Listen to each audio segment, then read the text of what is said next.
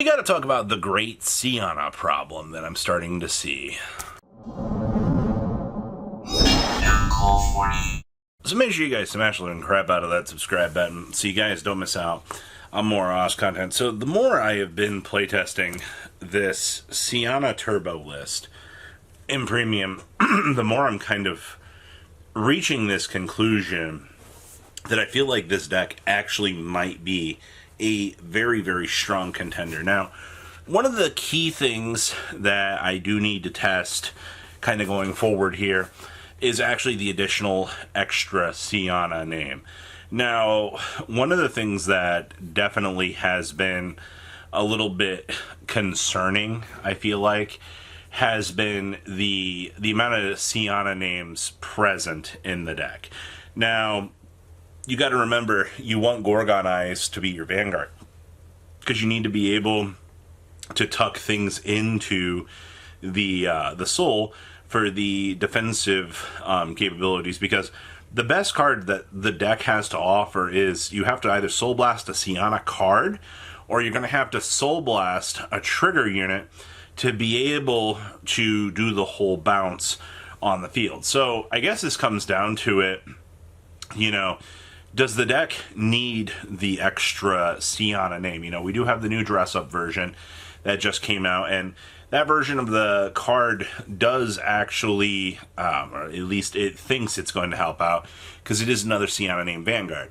Now, the next question becomes, do we take the next leap in deck building, and do we also try to play the Great 2? Well, I guess I should also preface this, because we've gone a little bit further ahead. So, for those of you that don't know, Gorgon Eyes Sienna has a very, very interesting application in Premium, where you can actually, when it's attacked, you can put a trigger unit from your hand into the soul for it to get 15k during that battle. Now, you're probably like, okay, well, that's not really all that crazy. Well, she herself also has an interesting ability on, you have this crazy ability to gain a drive and gain a critical if your opponent has no front row, or if your opponent has 2 or less on the Guardian Circle. With all of that being said, she has all these support cards that work with her that basically all say, hey, if you play it, you will bounce a unit on your opponent's front line back to their hand. So basically what ends up happening is you start to control your opponent by bouncing these things. But their grade 3 is the problem here, because you can use cards like Pumo in some of the G guards to actually call these cards from your hand during your opponent's turn, and guess what?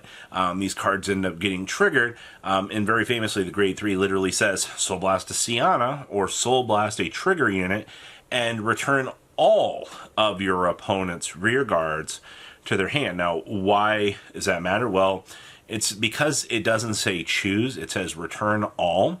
It actually takes away all of your opponent's attacks that they've got coming at you.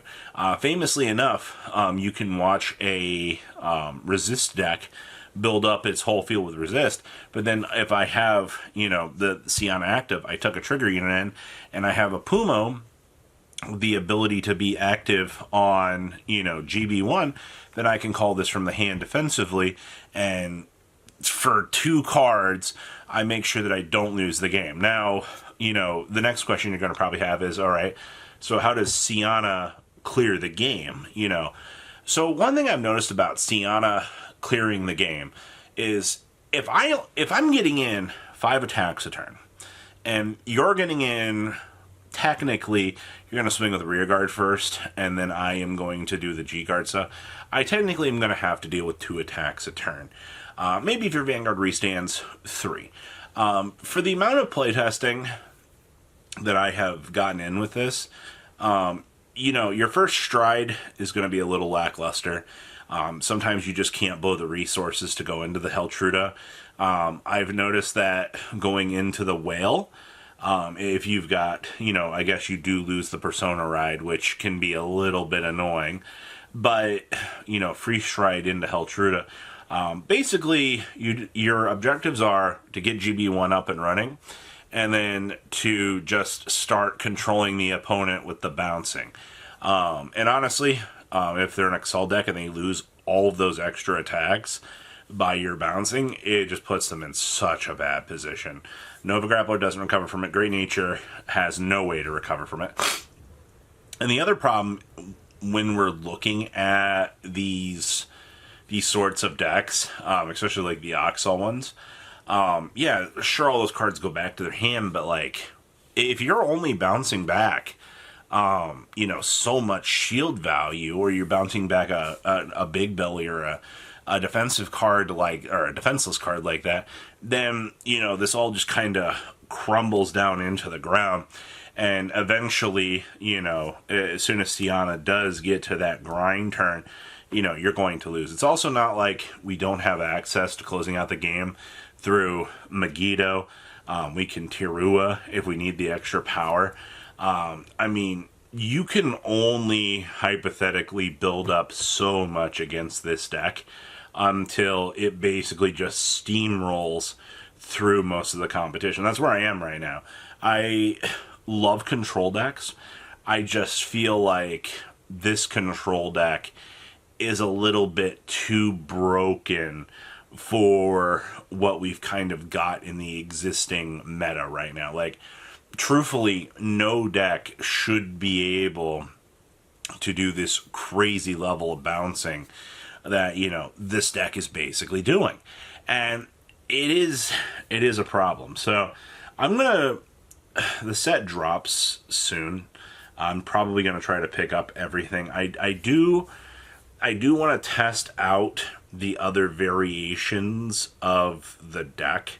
I think actually the deck does have certain weaknesses in certain regards.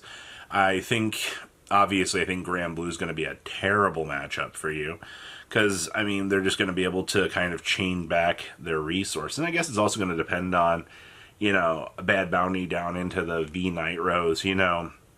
They can rebuild that key column to, keep things going. Because, it ends up chaining every counterblast is 2 extra attacks or something like that. So, and they do start to get very, very big. I think that's a matchup that Sienna does not have a good opportunity to kind of play through.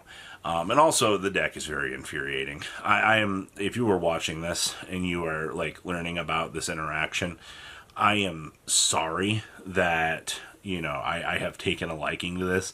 I am sorry to the people that have to play against this deck, because truthfully, the deck is infuriating. It is not a fun time to play against.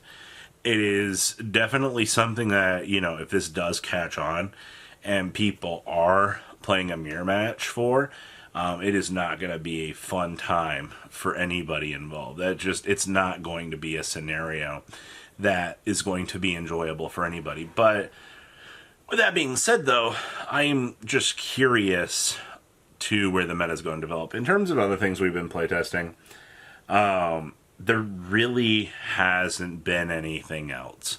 I do know that, we're waiting on more tournament results and things to come across the table, but until that actually develops and actually comes out, I think, Premium's a little bit stale. We have Worlds in May. We do have supposedly more product getting announced at the end of February. So maybe there is something in there for Premium. It's 15 years of Vanguard. I wouldn't be surprised to see something Premium related. I'm already starting to see some of the Japanese community isn't happy with not getting Premium support. It's crazy, right? If you just have all of these voices that continue to scream and yell and you're just not choosing to support them, they get a little bit upset. I don't really blame them. The other thing is, I think the Premium playtesting team is so small and so bad that it actually takes them 2 to 3 years to actually get us new products. So, and I think that's the case of what's been happening for a little while. So I think only time will tell kind of going forward here, though. So fingers crossed. All right. They can't fuck this up any more than they already have. That's our advantage, right? Surely things will come together and we will be okay. So, what do you guys think? Please leave a comment down below. Tell me what you guys think. I'll see your beautiful faces back here today, guys. Thanks for watching today's video. Check out tradingcardmint.com down below in the description. Enter MCOL40 on checkout. Save a little bit of money on your purchase.